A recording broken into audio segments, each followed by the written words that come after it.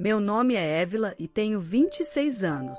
Diógenes e eu começamos a namorar na faculdade e nos casamos há 2 anos. Nossos dias são preenchidos com um equilíbrio satisfatório entre trabalho e vida pessoal. Diógenes é meu maior apoiador, sempre ao meu lado. Nunca imaginei encontrar alguém que me desse tanta confiança, muito menos me casar com essa pessoa. Como a mais nova de 3 irmãs, cresci em um ambiente onde nunca pude ir contra minha mãe e minhas irmãs. Sempre fui a última na fila para a atenção da mãe e também a mais baixa no ranking entre minhas irmãs. Cada vez que eu expressava uma opinião, palavras afiadas voavam de volta para mim. Com o tempo, parei de me expressar e comecei a reprimir meus sentimentos. Eu suportava o tratamento de ser tratada como uma serva pela minha mãe e minhas irmãs sem reclamar. Eu queria um menino, mas quando descobri que você era outra menina, fiquei tão decepcionada. Joyce e Jacira são suficientes. Você é uma criança indesejada. Mas, no entanto, aqui está você, nesta casa. Se quiser ficar aqui, terá que trabalhar. Minha mãe frequentemente me menosprezava assim. Quantas vezes engoli minhas palavras, as que eu queria dizer de volta para ela. Desde que entrei no ensino fundamental, fiquei encarregada da maioria das tarefas domésticas, desde preparar refeições e fazer a lavagem até preparar o banho. As pessoas ao meu redor me elogiavam dizendo o quanto eu era responsável, mas eu só encontrava alegria nisso no início. Minha mãe nunca dizia palavras de agradecimento ou elogio. Em vez disso, eu era constantemente repreendida pela minha culinária ou pela maneira como dobrava a roupa. Quem me manteve seguindo em frente por tudo isso foi meu pai. Diferente da minha mãe e das minhas irmãs, meu pai me amava e me respeitava. Como o único homem da família, meu pai não era bem visto pela minha mãe e minhas irmãs, e seu poder dentro da família era tão baixo quanto o meu. Mas ele sempre defendia a mim. Sinto muito, Évila, você sempre tem que suportar tanto. Se ao menos pudéssemos viver em harmonia. Meu pai frequentemente me abraçava apertado e dizia essas coisas, apesar de suas manhãs e noites cedo para o trabalho. Meu pai sempre passava seus dias de folga comigo, atendendo às demandas da minha mãe e das minhas irmãs juntas. Ele sempre ouvia meus sentimentos e aceitava minhas palavras. Mas minha mãe e suas comparsas pareciam não gostar disso. Hoje não tem ninguém para te proteger, elas me diziam, empurrando mais tarefas para mim. Elas também dirigiam palavras duras ao meu pai, jogando na cara seu baixo salário. Então, não importa o quanto meu pai tentasse ser um pilar de apoio, eu estava ficando cada vez mais frágil. Percebendo meu sofrimento, meu pai me disse algo quando eu entrei no ensino médio. Évila, estude o máximo que puder, depois vá para a faculdade. Saia desta casa e viva por conta própria. Você, Évila, tem tantas possibilidades. Não precisa suportar e ficar nesta casa para sempre. Quero que você viva sua vida. Meu pai me incentivou com essas palavras. Na época, minha irmã mais velha, Joyce, 6 anos mais velha que eu, estava frequentando uma universidade particular e Jacira, 4 anos mais velha, estava em uma escola profissionalizante. Minha mãe frequentemente ridicularizava meu pai por sua renda baixa e midízima. Somos pobres porque ele não traz dinheiro para casa. Então você deve começar a trabalhar assim que se formar no ensino médio. Por causa disso, eu acreditava que nossa família estava passando por dificuldades financeiras. Apesar disso, eu me preocupava se meu pai estava se esforçando demais, dizendo-me para ir para a faculdade e viver por conta própria. Mas meu pai insistia: não precisa se preocupar com dinheiro. Sinto-me responsável por fazer você sofrer tanto, por isso não quero que você suporte mais. Évila, isso é um pedido do seu pai. Você não precisa se preocupar com nada. Apenas vá para a universidade, estude o que quiser, descubra o que ama fazer. Quero que você leve uma vida feliz para compensar as dificuldades pelas quais passou. Eu senti sua forte determinação enquanto ele segurava meu ombro, com os olhos úmidos de lágrimas. A partir daquele momento, dediquei-me aos estudos que havia negligenciado, equilibrando as instruções autoritárias da minha mãe e das minhas irmãs. Passei todo o meu tempo restante estudando em minha mesa. Meu esforço valeu a pena e fui aceita em uma universidade. Eu e meu pai nos abraçamos, compartilhando a alegria da minha aceitação. Mantive segredo de minha mãe e minhas irmãs até o último minuto, anunciando meus planos de ir para a faculdade e morar sozinha no dia em que estava me mudando. Naquela época, Joyce já tinha se mudado e estava morando sozinha, deixando apenas minha mãe e Jacira em casa, que me cobraram com gritos de raiva. Suportei suas palavras duras até o final, finalmente me libertando delas. Mantive meu novo celular, um presente do meu pai, em segredo, não contando a eles para qual universidade eu estava indo ou onde iria morar, embora eu mantivesse contato com meu pai. Comecei uma vida sem envolvimento com minha mãe ou minhas irmãs, mas só porque escapei delas não significava que minha vida universitária seria tranquila. Eu não estava acostumada a expressar minha opinião e, como pessoa tímida, era um tanto invisível em meu departamento, incapaz de fazer amigos. Então, Diógenes se aproximou de mim. "O que você acha, Évila?" Eu fiquei surpresa quando Diógenes, a figura brilhante e central do grupo, falou comigo. Eu já estava desconfortável em falar na frente das pessoas e ser colocada em evidência me deixou sem palavras. Mas Diógenes insistiu. "Você tem pensamentos, não é? Compartilhe-os. Não saberemos a menos que você diga algo." Inicialmente, eu achava Diógenes insistente, mas, com o tempo, comecei a ver a bondade nele, como ele respeitava as opiniões das pessoas. Graças a Diógenes, comecei a fazer amigos. Logo, me vi atraída por ele, e até nosso terceiro ano, nosso relacionamento havia progredido para namorar. Quando comecei a namorar, meu pai nos parabenizou animadamente. E quando encontrei um emprego, quando Diógenes e eu decidimos morar juntos e quando decidimos nos casar, meu pai celebrou minha felicidade como se fosse dele. Mas eu sempre estive preocupada com meu pai. Desde que comecei na faculdade, não tinha voltado para casa e não tinha visto meu pai nenhuma vez. Mantínhamos contato, mas eu ainda estava preocupada. Meu pai estava vivendo naquela casa com minha mãe e os outros. Eu não tinha dúvidas de que ele ainda estava suportando comentários da mãe e da Jacira, ainda passando seus dias sob suas instruções dominadoras. "Pai, estou feliz hoje por sua causa." Naquela época, eu era impotente e sempre precisava da sua ajuda, mas as coisas mudaram. "Estou trabalhando agora e sou casada, tenho alguém que me apoia. Então, agora é minha vez de te ajudar. Por favor, me avise se estiver passando por algum problema", eu disse a ele, anunciando meu casamento. Tendo aprendido a importância de expressar meus sentimentos para os outros desde que estive com Diógenes, finalmente pude colocar em palavras porque nunca havia conseguido dizer ao meu pai antes. "Obrigado, filha", respondeu ele. Mas até agora, 2 anos depois, meu pai nunca me pediu ajuda. Além disso, recentemente ouvi dizer que Joyce, que deveria estar morando sozinha, deixou o emprego e voltou para a casa dos meus pais. Minha preocupação com meu pai só aumentou. Então, um dia, a campainha tocou, justo quando eu estava confidenciando a Diógenes o quanto estava preocupada com meu pai. Dezembro estava quase acabando e, mesmo que não fossem nem 16 horas, já estava escuro lá fora.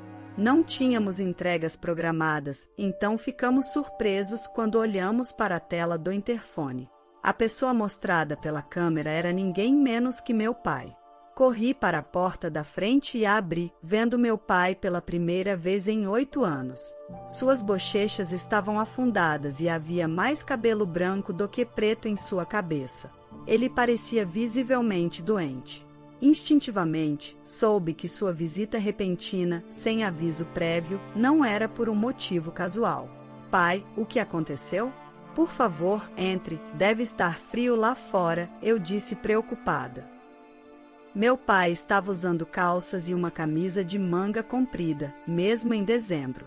Ele parecia muito magro e eu me perguntava por que ele estaria lá fora vestido assim, mas o motivo foi revelado pela boca dele. Fui expulso de casa pela mãe e pelas suas irmãs, ele disse, com sua voz pesada de tristeza. Elas me pediram para comprar sobremesa, então fui até a loja de conveniência próxima, mas quando voltei, a casa estava trancada. Pedi para abrirem, mas me disseram para não voltar e não me deixaram entrar, ele explicou, esfregando o corpo frio enquanto contava sobre o que aconteceu naquele dia. Rapidamente fiz um chá quente e dei para o meu pai. Ele segurou a xícara de chá com as 2 mãos para se aquecer e murmurou suavemente. Talvez eu não consiga voltar para aquela casa de novo. Desde que Joyce voltou, a atitude delas piorou. Eu estava me sentindo no limite também, e então fizeram isso comigo. Nem tenho energia para voltar. Acho que deveria procurar um apartamento alugado e pensar no futuro. Sinto muito, mas será que eu poderia ficar aqui por alguns dias? Vou sair assim que encontrar um apartamento, ele acrescentou. Eu estava preocupada, mas não imaginava que estava tão ruim. Meu pai, que nunca reclamava antes, estava falando sobre seus limites. Desculpe, pai, eu comecei, pronta para pedir desculpas por saber de seus problemas e não poder fazer nada, quando Diógenes falou. Ele pode morar aqui. Tem certeza? Perguntei e virei-me para o meu marido, surpresa. Meu pai também, incapaz de esconder sua surpresa, abriu bem os olhos. Desculpa ser direto, especialmente porque acabamos de nos conhecer, mas meu sogro não parece muito saudável. Acho que seria melhor se morássemos juntos para ajudá-lo a se recuperar. Tudo mais pode ser resolvido depois, é claro, apenas se ele estiver de acordo, explicou Diógenes. A sugestão de Diógenes deixou meu pai e eu sem palavras. Só nos restou a gratidão, e assim começou nossa nova vida como um trio. Apenas alguns dias depois que meu pai se mudou, a campainha tocou novamente. Os 3 ficamos surpresos com as figuras exibidas na tela do interfone. Minha mãe e minhas irmãs estavam lá, paradas. Por que aqui? Sussurrei, chocada e amargurada, as memórias do passado fazendo minha respiração falhar, mas eu tinha que encará-las. Eu não sabia o que fariam a seguir e o pânico se instalou. Abri a porta e diante de mim estava minha mãe, juntamente de Joyce e Jacira. Uau, não esperava que estivessem morando em um lugar tão chique. Eu pensei que estavam lutando em algum apartamento caindo aos pedaços, comentou minha mãe, com o veneno escorrendo pela sua boca. Ouvir sua voz após tanto tempo só me trouxe ressentimento. Por que vocês estão aqui? Perguntei, tentando manter minha voz firme apesar da agitação crescente dentro de mim. O celular de seu pai tinha o seu endereço. Eu nem sabia que você tinha um celular. Por que você daria seu contato a ele, mas não a nós? Argumentou Joyce, arrogante, olhando para baixo para mim, como sempre fazia. Após as palavras da mãe, Joyce sorriu, satisfeita, e falou novamente. Bem, deixa pra lá. Meu pai está aqui? Estamos tendo alguns problemas sem ele, disse ela. Não havia sinais de angústia real em seus rostos. As 3 estavam sorrindo. Problemas? Mas foram vocês que o expulsaram, retruquei. Você está ficando muito atrevida, não é mesmo? Então ele está aqui.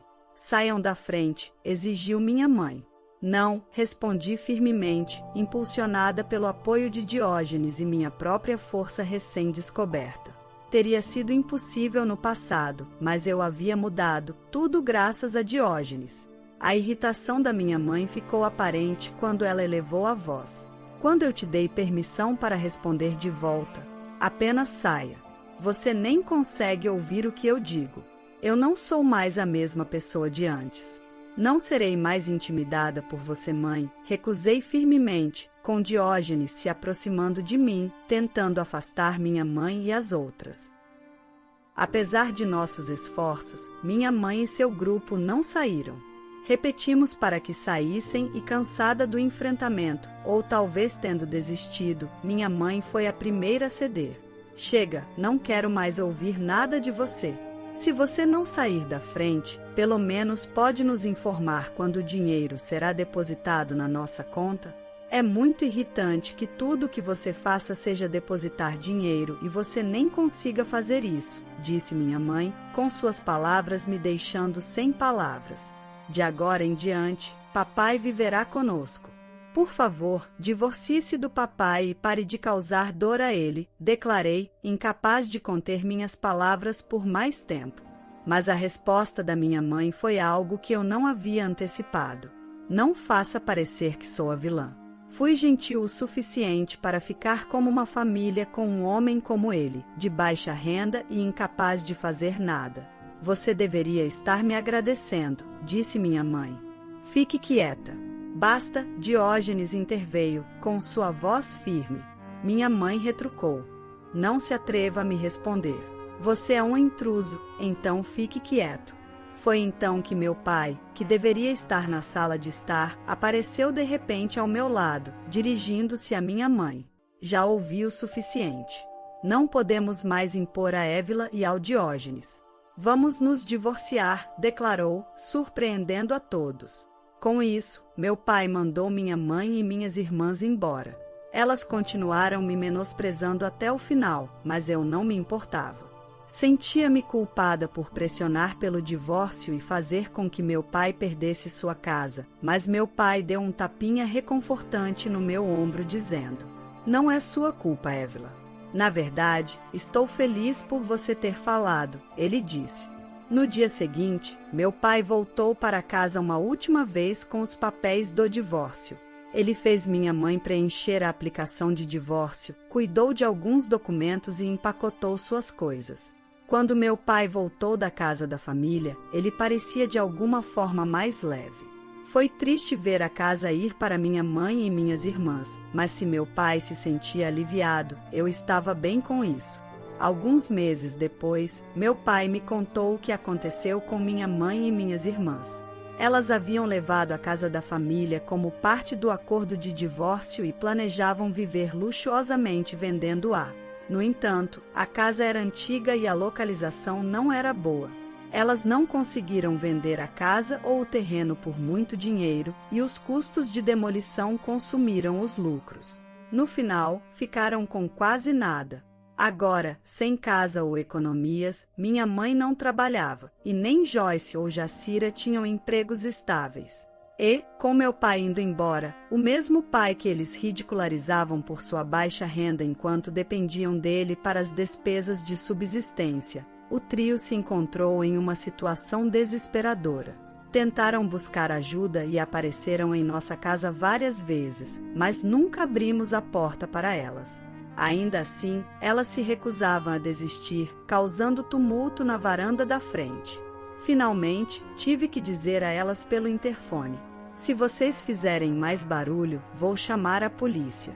Agora parece que mal estão conseguindo se virar alugando um apartamento apertado para 3. Até minha mãe, que nunca trabalhou antes, aparentemente foi forçada a arrumar um emprego. Foi assim que desesperadas estavam. Apesar de todas as vezes que zombaram de mim e do meu pai, agora parecem estar constantemente brigando entre si, culpando uns aos outros por suas circunstâncias atuais. As pessoas raramente mudam, e sem meu pai nem eu por perto, os que costumavam ridicularizar agora parecem encontrar alguém mais para atacar. Parece que estão destinados a levar vidas cheias de pobreza física e emocional. Enquanto isso, nossas vidas tomaram uma trajetória oposta. Apesar de todas as zombarias sobre meu pai ser de baixa renda, na verdade ele estava negociando ações há anos, acumulando uma fortuna. Soubemos disso apenas depois que o divórcio foi finalizado. Meu pai temia que, se alguma informação vazasse, o trio tentaria apreender seus bens. Então, ele decidiu não mencionar até que o divórcio terminasse. Provavelmente foi por isso que ele não se importou em abrir mão da casa da família. Agora estamos vivendo confortavelmente em uma casa nova que meu pai construiu com sua riqueza. Ele largou o emprego para se concentrar nas ações. Meu marido e eu também temos empregos, então não estamos lutando financeiramente. Nos apoiamos enquanto mantemos nossa independência financeira. Esperamos construir uma família amorosa que não pudemos ter quando éramos jovens. A história de hoje chegou ao fim. Não se esqueça de comentar qual lição você tirou dela. Também deixe um like no vídeo e se inscreva para não perder os próximos vídeos. E se você quer conhecer o final da história da mulher que descobriu que seu marido estava tendo um caso com a mulher de seu filho, clica no vídeo que está aparecendo aí na tela. Te vejo nessa história. Grande abraço!